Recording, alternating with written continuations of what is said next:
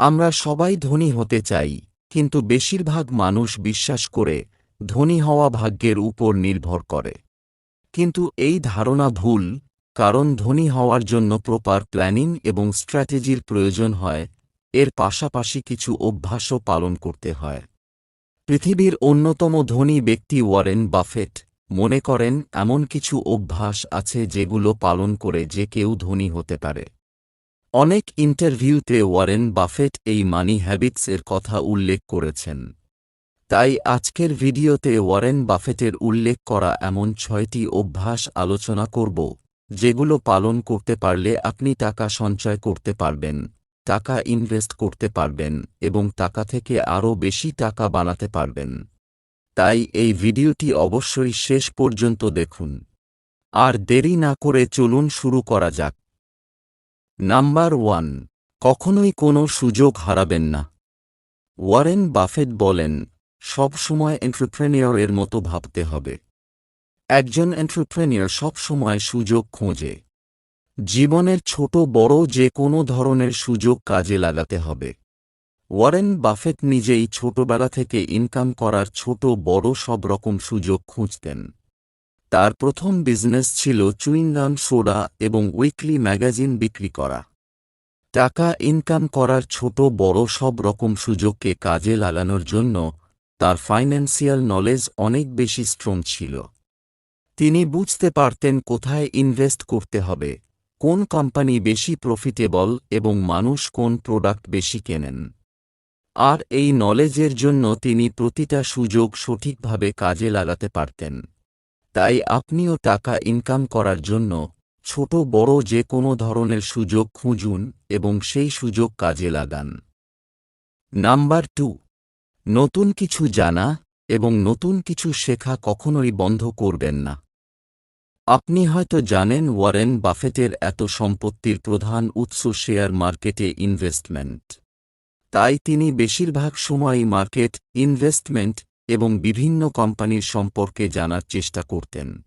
তাই আপনিও যদি সেভিংস, ইনভেস্টমেন্ট বা অন্য যে কোনো ফিল্ডে সফল হতে চান, তাহলে সেই ফিল্ড সম্পর্কে পড়াশোনা করে নতুন নতুন ইনফরমেশন জানুন এবং নিজের নলেজ স্ট্রং করুন এবং নতুন স্কিল শিখুন। ওয়ারেন বাফেট বলেন, আপনি যত বেশি শিখবেন তত বেশি উপার্জন করতে পারবেন।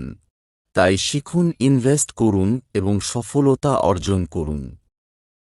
নাম্বার 3, আয়ের থেকে ব্যয় কম করতে হবে। ওয়ারেন বাফেট বলেন, মানুষের আয়ের থেকে ব্যয় সব সময় কম হতে হবে। আয়ের চেয়ে ব্যয় কম করার জন্য অপ্রয়োজনীয় খরচ নিয়ন্ত্রণ করতে হবে। বেশিরভাগ লোকই অপ্রয়োজনীয় খরচ বেশি করে। আপনাকে নেসেসিটি এবং লাক্সারির ডিফারেন্স বুঝতে হবে। মানে আপনাকে বুঝতে হবে কোনটা প্রয়োজন আর কোনটা শখ। আপনাকে মনে রাখতে হবে যে আপনাকে সব সময় প্রয়োজনীয় কিছুতেই ইনভেস্ট করতে হবে। নাম্বার 4, সেফটি সবার আগে। ওয়ারেন বাফেট মনে করেন বেশি লাভের জন্য বড় ঝুঁকি নেওয়া বোকামির কাজ। তাই আপনাকে সব সময় ফোকাস করতে হবে আপনার মানির সেফটিতে।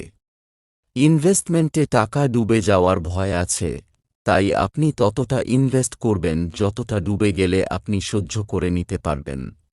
তাই ছোট ছোট বাজেটে ইনভেস্ট করতে হবে এবং সবার আগে সেফটি নিশ্চিত করে তবেই ইনভেস্ট করতে হবে।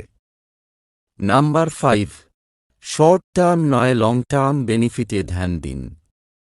ওয়ারেন বাফেটের সফলতার অন্যতম রহস্য হল তিনি সবসময় জেনে বুঝে তবেই কোয়ালিটি স্টক কেনেন এবং সেটা লং টাইম পর্যন্ত ধরে রাখেন। ওয়ারেন বাফেট মনে করেন লং টার্ম ইনভেস্টমেন্ট বেশি লাভজনক।